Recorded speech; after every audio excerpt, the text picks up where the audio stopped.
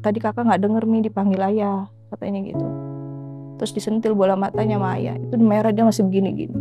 Aku bilang, lu kalau mau buta, buta sendiri, jangan ngajak anak gue.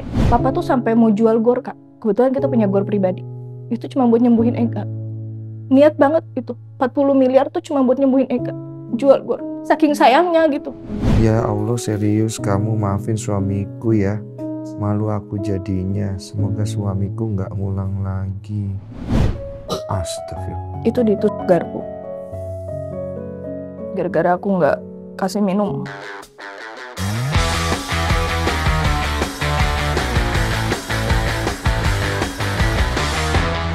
Iya, saya kemarin tuh sebenarnya mau ngundang Mas Kurnia Mega. Cuman saya kaget. Waktu itu saya mengundang Mas Kurnia sama istrinya. Tapi waktu saya DM, katanya udah nggak sama istri. Terus kita bingung, setahu kami udah sama istri kan? Masih sama. Masih sama istri. Tiba-tiba teman kamu, Sani, namanya itu ngubungin tim aku. Minta kamu diundang ke sini kan. Nah, buat klarifikasi. Akhirnya hadir kamu di sini. Harus hadir. Harus hadir. Harus. Kamu banyak dihujat juga di luar, saya lihat, saya bingung. Dihujat sih aku nggak masalah, Kak. Gitu. Kalau dia kalah pun aku dihujat. Pasti kan, kena kan. Cuman ketika dampaknya ke anak atau ke orang tua, aku sudah tidak bisa toleransi. Anakku sampai temannya bilang, ih parah banget tuh ibu lu tuh, matre ibu lu tuh. Gitu. Tapi yang aku baca di berita awalnya, kamu itu istri yang baik gitu kan. Maksudnya kamu jagain. Nggak ada yang ngomong baik. Awalnya baik, iya. Awalnya baik. Pas tahu cerai, kan aku cerai 2023. Mega sakit 2017. Itu kan lama ya? Hah? 2023? Cerainya. Udah setahun yang lalu? Sudah. Memang sengaja kita keep, nih kesepakatan bersama nih tadinya nih. Buat di-keep, jangan sampai istilahnya anak kenapa-napa. Anak juga nggak tahu? Anak tahu, kan korban juga. Anak tahu. Anak tahu gitu, maksudnya nggak usah nyebar kemana-mana dulu gitu loh maksudnya. Kesepakatannya? Iya, kesepakatannya. Tujuan kesepakatan itu apa awalnya? Ngejaga anak. Pertamanya, ngejaga anak sama kalau misalkan, ini kan kita punya masalah hutang. Karena Mega dari 2017 benar-benar putus kontrak kerjaannya. Di klub putus, terus sama brand-brand itu putus. Jadi kita keep itu biar niatnya fokus ke utang dulu nih, kalau ada pemasukan pada awalnya nih, gitu. Sampai akhirnya sekarang udah mereda-reda sepi ceritanya, adalah dia kan sempat bikin konten YouTube tuh. YouTube aku nggak dikasih tahu, Instagram baru aku nggak dikasih tahu, TikTok itu aku nggak dikasih tahu, dari pendapatan apa segala macam aku nggak dikasih tahu. Sementara kalau aku yang dapat, aku harus bicara. Tapi gitu. Setahu aku katanya kemarin beritanya Instagramnya itu diambil istrinya. Bukan diambil. Dari awal tuh aku yang kelola. Nggak diambil dong. Kalau diambil aku nggak bilang. Harusnya kan. Iya. Ini kan dia tahu. Apa yang ada di dalam Instagram itu dia tahu. Berarti kemarin yang aku dem-deman itu Instagram siapa? Yang Kurnia Mega 1 punya dia. Aku nggak tahu. Oh berarti aku dem-deman sama Mas Kurnia. Adminnya. Kan dia nggak bisa lihat. Oh berarti benar ya ininya? Iya. Dia nggak bisa lihat sama sekali, hanya di ujung kanan sedikit banget. Jadi kalau untuk balas kayaknya nggak mungkin. Gitu. Lanjut. Terus reda kan nih, bikinlah dia konten YouTube bilang nggak ada yang ngasih sepatu nih. Awalnya tuh gitu. Terus adalah ceritanya endorse yang lama ngubungin, Mbak katanya Mega butuh sepatu nih gini, aku mau ngasih katanya gitu. Loh ngasih kan nggak mungkin aku tolak Kak. Aku berpikiran kalau aku post ini, siapa tahu mendatangkan endorsan lain. Even itu nggak ada uangnya. Gitu loh. Aku upload lah tuh sepatu ceritanya. Sepatunya akan aku kasih ke Ega, kan nggak mungkin aku pakai. Ukurannya juga bukan punya aku. Nah akhirnya si Ega marah lah di situ. Gitu. Kok nggak bilang-bilang gini. Nggak ada uangnya ngapain diterima. Gitu loh. Aku pikir kan ibaratnya jangan mikirin uang dulu. Memang kita butuh uang gitu. Cuman maksudnya buat mendatangkan yang lain kita pancing dulu nih. Gitu. Padahal kalau yang lain pun tahu dia. Semua yang ada di Instagram itu dia tahu. Karena aku komunikasi. Jadi permasalahan paling besar yang kamu lihat akhirnya kalian itu nggak bersepakat gitu. Akhirnya ada di mana? Di titik endorsan. Oh, awalnya. Awalnya di situ. Gitu. Jadi akhirnya dia memberi statement lah. Kalau ya apa yang Ega Hermansyah aku yang pegang katanya. Bukan dia lagi segala macam. Jadi kalau mau yang hubungin dia ke ini. Karena kami sudah bercerai. Gitu. Statementnya muncul dari mulut dia nih yang aku tahan-tahan nih. Gitu. Barulah aku dihujat. Wah, dihujat parah lah. Aku sih nggak masalah ya Kak kalau dihujat gitu. Tapi kalau udah ketika anak yang digituin, wah, udah nggak bisa toleransi. Kamu akhirnya berpisah gara-gara apa sih? Nah, ceritanya gini, aku mau klarifikasi ya. Biar terbuka nih semuanya. Karena kan aku tutup-tutupin juga percuma ya. Jadi aku yang kena, anak yang kena, orang tua sekarang kena juga. Jadi suatu hari itu, jadi memang Mega punya kebiasaan minum alkohol. Itu dari dia umur 18 tahun. Ceritanya. Sampai kemarin aku hamil anak ketiga, pas 6 bulan, minumlah dia tuh. Kita kan tinggal di rumah aku, rumah orang tua aku. Tapi pisah, ada rumah lain gitu maksudnya. Ceritanya. Biasanya dia itu minum sama teman-temannya cuma sampai jam 3 pagi. Biasanya. Tapi dia minum sampai jam 7 pagi. Setiap dia minum alkohol itu, kebiasaannya aku dan anak-anak dikunci dari luar. Dari luar kamar. Biar anak-anaknya tidak melihat kelakuan bapaknya. Karena aku juga nggak mau anak-anakku benci bapaknya. Persetujuan tapi iya, gitu. Kadang aku nggak bisa ngelarang dia minum alkohol, Kak. Beberapa kali, karena kan sebelumnya aku nggak pernah dapet cowok minum ya. Jadi kaget nih pas ketemu cowok minum. Dari pacaran? Pacaran aku sama dia sebentar doang. Terus dia langsung minta ngajak nikah. Kamu nggak tahu kalau? Nggak tahu. Oke.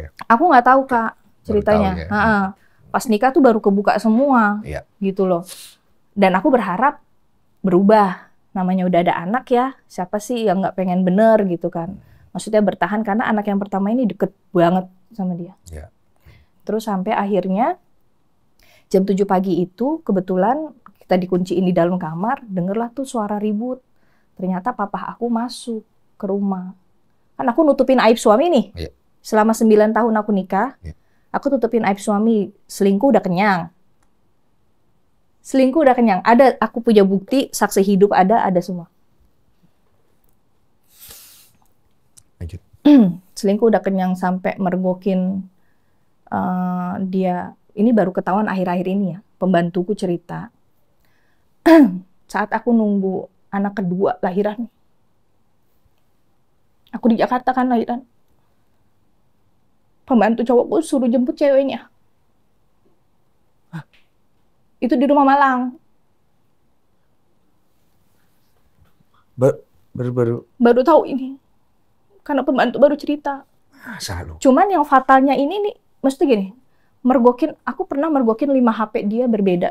Disimpan di mes atau di orang-orang yang beda. 5 HP itu isinya foto atau itu selalu. Jadi penuh banget fotonya itu. Jadi kalau dibilang aku nggak tahu diri atau aku apa gitu, aku kurang bertahan di mana gitu. Kalau aku mau cerai ya dari dulu aja pas dia jaya. Cuman kan aku mikir anak. Kenapa?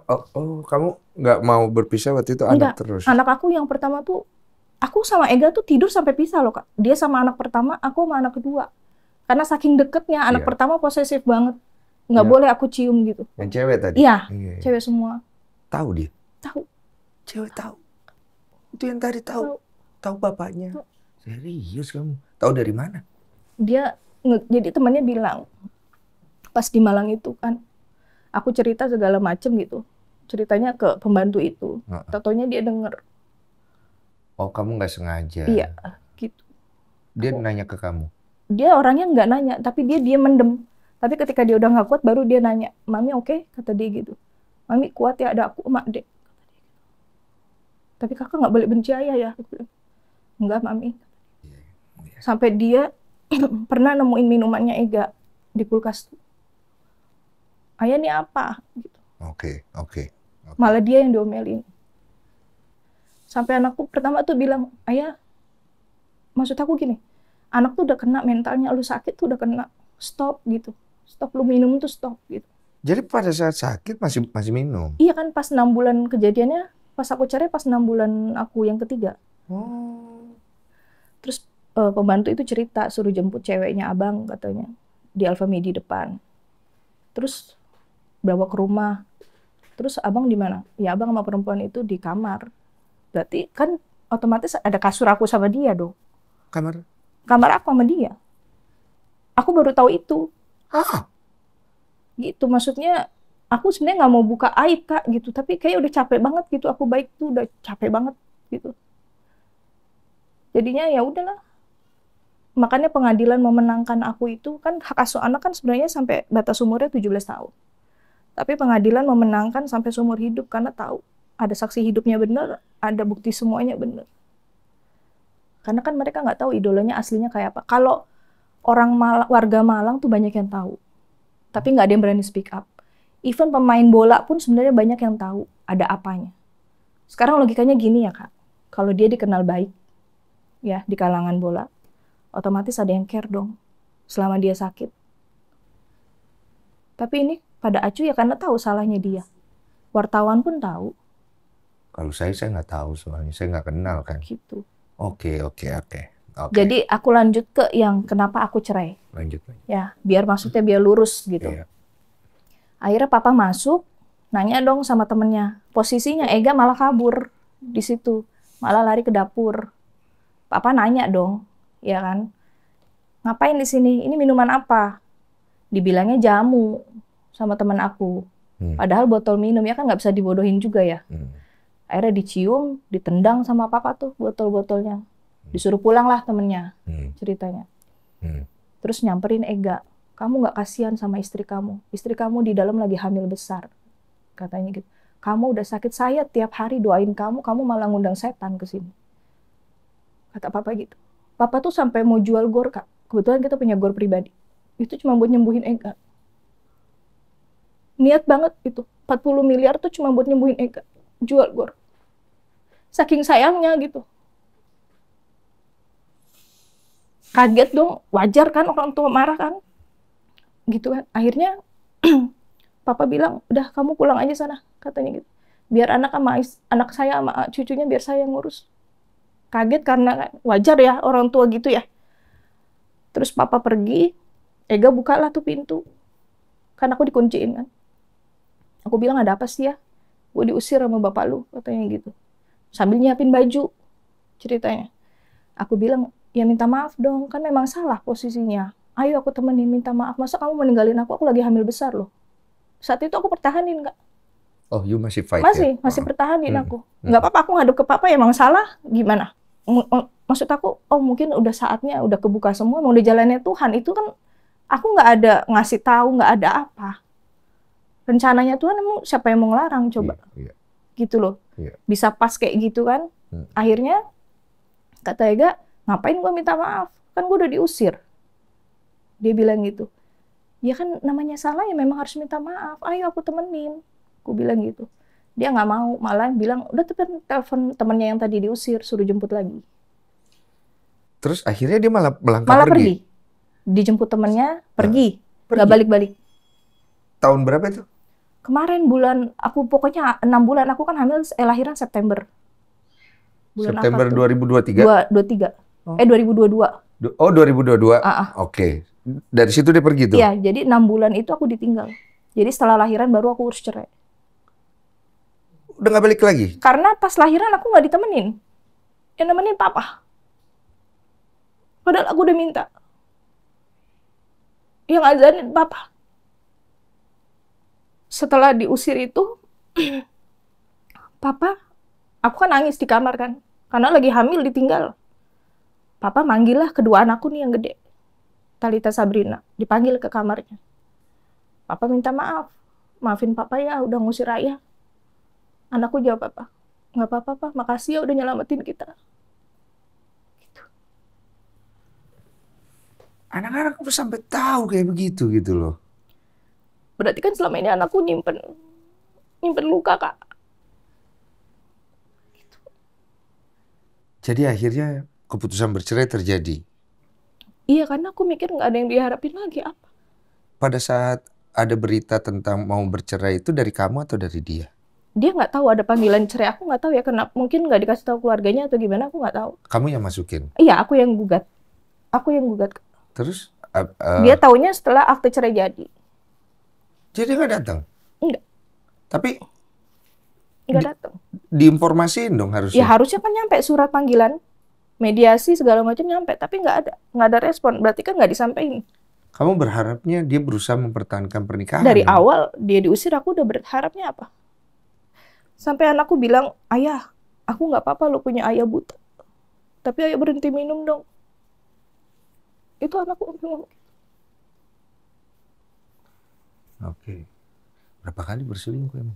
Wah, selingkuhnya udah nggak kayak itu. Sampai aku pernah nemuin, sabar ya mas, aku masih haid. Logikanya ngapain? Sampai pernah, pada akhirnya aku tahu dari keluarganya dia sendiri, ada yang aku nggak bisa sebutin ya. Iya, nggak usah. Ada yang cerita. Ceritanya dia memang kalau di rumah itu, misalkan dia lagi timnas ya, di Jakarta, kan sering pulang malamnya. Malam itu dia pulang cuma ganti baju, suka nongkrongnya di rumahnya dia. Jadi rumahku sama rumah dia nggak beda jauh. Sekitar 10 menit atau 15 menit nyampe gitu. Dia bilangnya sama aku nongkrong sama teman-temannya. Tau-taunya ada keluarganya nganterin dia ke Bekasi ketemu cewek. Balik-balik jam 4 subuh. Ibunya udah bilang nanti ketahuan dia loh. Jangan sampai ketahuan lah. Dan aku tahu dari keluarganya. Sampai terakhir kalian berpisah itu di 2023 itu masih berselingkuh juga? Kalau selingkuh pas dia sakit kayaknya udah nggak ada yang mau ya. Kan soalnya di rumah terus. Oh, udah enggak ya pas ya. 2017 ya, dia udah enggak itu ya. Makanya kalau netizen bilang aku ninggalin saat sakit, kan sakitnya dari 2017. Itu semua udah putus kontrak. Sekarang satu pun nggak ada harta benda yang ditinggal. Karena udah bener-bener habis pure buat pengobatan. Pengobatan kan dari 2017 tuh nggak ada yang tanggung sendiri.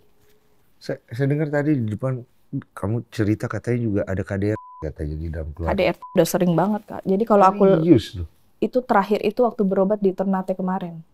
Aku 6 bulan di Ternate ya. Ceritanya. Berobat nih? Berobat non medis. Udah sakit? Udah sakit. Itu yang nyaksiin anak kedua. Aku dicekek. Jadi ditindihin pakai ininya gitu. Itu nyaksiin semua. Keponakan aku nyaksiin juga. Aku bilang sampai anakku teriak, "Ayah itu bunda bisa mati." Anak nyaksiin. Anak di KDRT? KDRT juga. Lu serius ah? KDRT juga. Boleh tanya. Diapain kalau anak? Ya kadang diseret. Terakhir itu, yang pertama itu disentil bola matanya dari dekat. Lu lihat? Aku nggak lihat, tapi jadi aku lagi mandi di kamar. Aku ada fotonya. Itu matanya merah banget dan Ega masih maki-maki di depan mukanya. Gara-gara apa? Gara-gara dipanggil sekali nggak denger. Aku lagi mandi, ya kan, keluar mandi kok denger suara anakku nangis. Gitu. Mereka di meja makan. Ega manggil dari depan. Menurut aku sih wajar ya kalau nggak dengar sekali gitu loh maksudnya. Terus anakku yang kedua bilang, aku nanya, kenapa kakakku nangis? Itu Ega masih di depan mukanya, masih maki-maki dia. Terus katanya adeknya, tadi kakak nggak denger Mi dipanggil ayah, katanya gitu. Terus disentil bola matanya sama ayah. Itu merah dia masih begini-gini. Aku bilang, lu kalau mau buta sendiri, jangan ngajak anak gue. Aku bilang gitu. Kalau stres sendiri. Aku bilang gitu. Pokoknya semua tuh udah aku tutupin Kak. Di keluarga aku nggak ada yang tahu satu pun nggak ada yang tahu. Makanya papa tuh marah besar banget. Papa nggak pernah nyentil aku sedikit pun dari kecil tuh nggak pernah. Ya aku tahu kan kamu model ya kan. Aku juga taunya kamu dari keluarga yang berkecukupan gitu ya. Makanya kalau bicara dibilang udah nggak berpenghasilan atau apa, karena Mega tuh ceritanya ada lah yang ngadu ya. Mega ceritanya diusir karena sudah tidak berpenghasilan. Dia nggak cerita kalau diusir karena ketahuan mabuk. Sebenarnya penyebab sakitnya apa? Penyebab sakitnya alkohol. Dokter udah bilang. Dia bilangnya apa? Kalau di media dibilangnya apa? Disantet. Gue sih sebenarnya jujur ya, aku tuh nggak terlalu ngikutin beritanya Mas Mega. Satu, aku cuma tahu kasihan dia karena sama atlet ya. Aku lihatnya banyak yang bantu kan. Cuman dengan kamu ngomong kayak begini kan, ini kaget kita semuanya gitu kan. Iya, karena akunya aja Kak terlalu apa ya? Terlalu rapat nutupnya. Aku nih agak sangat shock ya, maksudnya kamu datang ke sini terus kamu cerita ini semua. Saya begini loh, posisi saya itu adalah saya nggak mau menjatuhkan orang lain punya kekurangan ya, dan kehidupan dia ya. Saya juga sangat bersimpati lah. Makanya saya tuh dari tadi muka saya tuh, maaf ya, bukan saya nggak percaya kamu ya. Saya yakin kamu punya kebenaran kamu gitu loh. Bukti ada, saksi hidup ada. Ada semua kan, makanya aku serahin ke pengadilan. Kenapa aku bisa menang? Dan itu proses pengadilan itu nggak lama loh. Hanya 2 minggu. Kalau ini naik, terus dikonfrontir ke kamu, pasti dong. Maksudnya dibilang kamu mengarang-arang bisa dong. Iya, nggak apa-apa. Nanti kan aku tinggal keluarin buktinya aja kan, buktinya aku punya semua. Pernyataan dia kenapa mukul aku, pernyataan dia kenapa punya foto dan meme, pernyataan dia kenapa masih minum dan lain-lain. Menyangka nggak perjalanan pernikahanmu akan seperti sekarang? Aku nggak nyangka Kak gitu. Cuman di satu sisi kan aku nggak bisa milih ketika orang tua udah kecewa. Papa memang nggak ikut campur. Dari dulu tuh nggak pernah ikut campur karena yang aku liatin tuh kan bagusnya. Yang dia family man, yang dia sayang anak, yang dia apa, gitu. Yang aku liatin hanya itu. Itu yang mungkin. Makanya keluargaku juga nggak ada yang percaya tadinya. Sampai ketika keluargaku nggak ada yang percaya satupun. Kalau dia nasib anaknya begini tuh nggak ada yang tahu. Sebegitu rapat, kok tutup rapi sekali ya. Sampai pembantu pun aku jangan ada yang cerita. Karena aku mikir ya, aku kan udah jadi orang tua ya. Ketika misalkan nanya, nah apa kabar di sana? Terus aku nangis yang Pak, aku begini kan nggak mungkin. Ngadu ke siapa kalau kayak begitu kamu? Nangis aja. Setiap dia mabok, dia ketawa-tawa gitu. Udah. Nangis aja. Kalau pas kamu tahu dia selingkuh gitu kamu? Kalau selingkuh kayaknya udah biasa banget Kak gitu. Udah mati rasa? Bahkan ada cewek yang ngaku-ngaku ada. Ngaku? Aku dijemput di Tulung Agung, Mega ngajak aku aneh-aneh gitu. Ngomong ke kamu? Ada chatnya. Maksudnya untuk kasih tahu kamu gitu? Iya. Dan aku yang minta maaf loh Kak sama perempuan itu. Maafin kelakuan suami aku ya. Kamu ada foto-foto bukti? Ada semuanya. Ada semuanya. Ada? Ada. Boleh lihat tuh. Ada. Gue tuh antara nggak percaya. Maaf ya. Iya nggak apa-apa. Di tas aku. Aku tuh jujur ya. Aku nih apa adanya aja. Iya nggak apa-apa Kak, nggak apa-apa. Sulit untuk percaya. Tapi maaf ya, Kak. Tidak mau juga sampai menzolimi kamu gitu loh. Nggak apa-apa. Kaget gue. Maaf aku izin lihat ya. Ini apa ini? Foto? Oh ini selingkuhan? Yang aku minta maaf. Ah kamu minta maaf? Itu. Atas kelakuan suami aku. Ya Allah serius kamu maafin suamiku ya. Malu aku jadinya. Semoga suamiku nggak ngulang lagi. Yang KDR? Ini. Banyak. Kau punya barang bukti ya?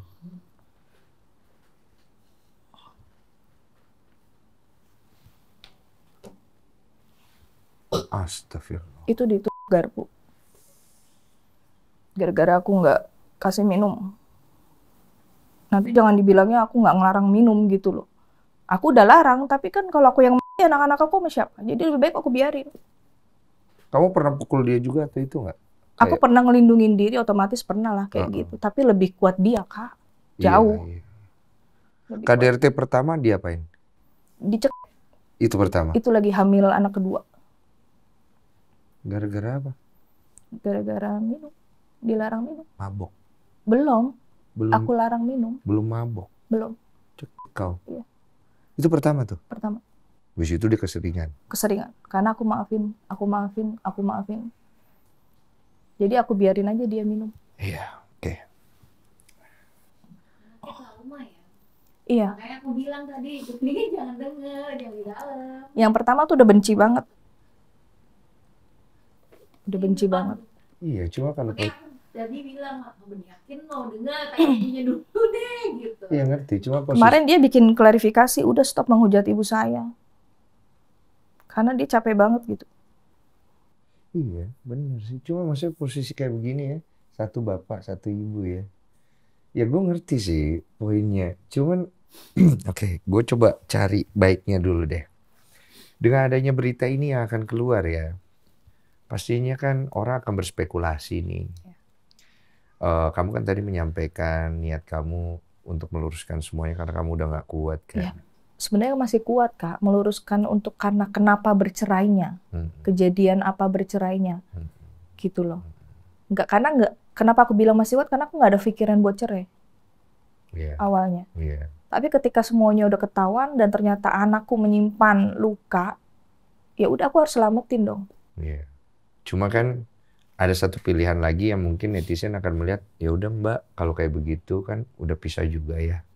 Ngapain sih mesti cerita juga, orang lagi sakit kan, gitu kan pasti ada lah pandangan kayak begitu. Kamu sempat mikir kayak gitu nggak sebelum kesini?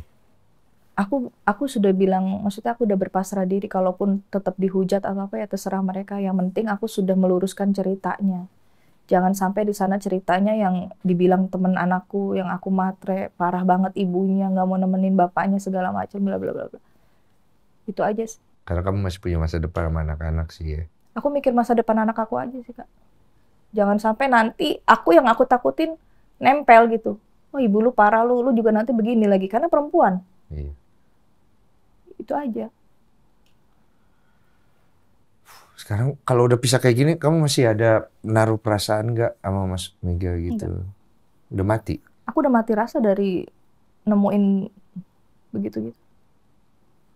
Foto dan Tapi demi anak kau pertahankan itu walaupun rasa kau udah mati. Nggak ada. Demi anak kau bertahan. Wih, hebat juga kau sebagai wanita ya. Nah, kamu kan tahu kan sekarang Mas Mega tuh jualan kerupuk gitu. Kita kan kalau lihat kan kasihan. Tadinya nggak tahu. Iya, tadi nggak tahu kan. Kita kan lihat kasihan ya di TikTok kita jual kerupuk. Jujur kita kasihan gitu loh. Nggak apa-apa. Kamu nggak kasihan ngelihat gitu dia kondisinya sekarang kayak begini? Dia nggak kasihan lihat aku dan anak-anak. Maunya aku gini, Kak. Setelah memberi statement itu yang di akunnya dia, terus dia tahu kan aku dihujat, pasti tahu, nggak mungkin nggak tahu kan. Maunya aku tuh dia beri statement gitu. Sudah berhenti hujat, ya kan. Kalau ini tuh bukan kesalahan mantan istri atau anak saya. Kalau dia sampai ngomong gitu, aku nggak akan speak up. Nggak akan aku buka semuanya. Setidaknya dia tanggung jawab. Tanggung jawab kenapa ada perceraian. Itu maunya aku tuh itu. Tapi dia malah sibuk yang diundang Willy Salim, Melanie Ricardo, dan lain-lain. Berarti kan dia nggak memikirkan aku. Tuh juga buat apa aku mikirin? Apa dia memikirkan kesembuhan matanya mungkin? Iya nggak apa-apa, itu nggak apa-apa silakan. Cuman maksud aku punya hati nurani dikit aja. Buat aku sama anak-anak. Dampaknya kan ke anak-anak. Nggak usah mikirin aku deh. Oh gue punya anak nih, perempuan nih. Harusnya kan mikir gitu ya. Kalau gue mau beri statement ini, anak gue gimana? Ibunya tuh gimana? Gimana pun aku nggak ngajarin buat benci bapaknya. Cuma yang aku bingung ya. Kan waktu itu kan dia udah seperti yang kamu cerita, selingkuh, ada KDRT sebelum sakit ya? Sampai sakit. Iya, sampai sakit gitu loh. Kamu kok masih tahan di situ? Itu aku karena aku nggak ada pikiran cerai. Kayak aku mikir, ya udahlah ini nasib aku lah. Yang penting aku tuh pengen banget ke anak aku sama aku alamin gitu. Cinta pertama aku bapak aku. Aku pengen itu. Pengen banget itu. Iya. Kamu pengen anak-anak tuh melihat bapaknya seperti itu ya? Bapaknya hero-nya dia. Patah hati luar biasa sih. Aku lebih kaget sih dia beri klarifikasi itu. Kaget banget aku. Aduh. Kayak nggak nyangka maksudnya. Aku selama ini nutupin aibnya dia. Keluarga Mas Mega ada hubungin kamu? Nggak ada. Kamu dekat sama keluarganya? Tadinya deket banget. Tapi gara-gara apa? Gara-gara Ega diusir, udah los. Oh iya, mungkin dia pikir kenapa anak saya diusir kali ya. Nggak. Tapi kalau minum tahu semua kok. Keluarga tahu? Nggak ada negur? Udah pernah ditegur, aku pernah bicara sama ibu. Mah, aku di KDRT. Ibunya cuma bilang, ya sabar. Dan mama ngomong. Oh baik juga sih ngasih tahu ya. Cuman nggak berubah. Aku sampai pernah bilang, ayah, kalaupun aku mati di tangan kamu, aku ikhlas. Aku bilang gitu. Tapi tolong jangan kena anak-anak. Karena aku mikirkan nanti kita tua sama anak.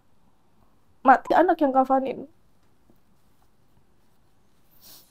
Oke. Terakhir anak ketemu Mas Mega kapan? Udah lama. Udah hampir setahun lebih? Oh, enggak. Berapa? Baru beberapa minggu doang. Beberapa minggu. Tapi masih ketemu? Aku temuin. Kamu temuin? Iya, kalau dia mau datang nggak apa-apa, datang aja. Oh, tapi dia masih nyari anaknya? Tapi cuma sebentar datang. Iya. Anak yang pertama udah nggak mau ketemu, Kak. Oh, yang pertama yang cewek itu nggak mau dia ketemu? Kalaupun ada nggak mau salim apa, aku pada udah nyuruh. Tapi kan aku nggak bisa maksa juga. Sekecewa itu dia? Karena ya itu, saking deketnya. Saking cintanya dia, tiba-tiba tahu. Ada lagi yang pengen kamu sampaikan? Yang aku pengen sampein, biar cepat sembuh, biar lebih baik. Ya pokoknya yang baik-baik aku doain terus kok. Gimana pun ya, tetap bapaknya anak-anak. Sampai kapanpun. Gitu. Nggak apa-apa mau benci aku, nggak apa-apa. Mau lupa aku, nggak apa-apa. Tapi jangan pernah ngerasa sendiri. Karena masih ada anak-anak. Ada Talitha, ada Sabrina, ada Alisha. Yang masih butuh ayah gitu kan. Jadi ayah harus sehat. Sampai kapanpun harus ingat anak-anak, doain anak-anak. Karena anak-anak juga aku pastikan mereka doain ayahnya. Kalau dia berubah, mau balik lagi, masih kepikiran nggak? Enggak. Yang penting dia berubah dan sembuh ya. Balik lagi enggak? Enggak. Cukup. Cukup. Berakhir Cukup kisah. banget. Kisahnya berakhir di situ. Cukup banget. Semoga Mas Mega nonton. Saya pribadi turut bersimpati dengan hal ini karena saya tidak memenangkan siapapun. Karena ketika ada sebuah hal seperti ini tidak ada yang untung. Dua-dua rugi. Saya berharap semuanya bisa balik ke tracknya lah. Kamu dengan hidupmu, Mas Mega dengan hidupnya. Dia segera sembuh. Dan semoga dia tahu berapa banyak yang hilang. Yang sebenarnya dia harusnya perjuangkan. Bukan hal-hal yang tidak perlu sih. Dia tidak pernah terima kalau dibilang karena alkohol, Kak. Karena apa ya? Karena santet dia maunya, karena tidak mau disalahkan. Iya, dia nggak mau itu. Aduh. Gitu. Sebenarnya jujur ya, gue kalau podcast gue kayak gini tuh gue nggak mau sampai karir orang tuh kenapa-napa serius. Iya. Cuma semoga podcast ini bisa memberikan kesadaran aja Amin, sih. Itu amin. aja sih. Aku cuman ini doang, Kak, mau klarifikasi, maksudnya boleh hujat aku mah nggak apa-apa, aku udah biasa banget gitu istilahnya, nggak usah masalah apa lah gitu, maksudnya cewek-cewek di luar sana ngetawain aku pun aku tahu pada saat sehat ya, sampai aku pernah, jadi tuh awal nikah aku ada kali 2 tahun aku duduknya di tribun biasa, aku sempat nanya kok istri-istri pemain di sebelah sana di VVIP, ternyata tiket yang VVIP dibuat cewek itu, dan aku baru tahu setelah 2 tahun itu.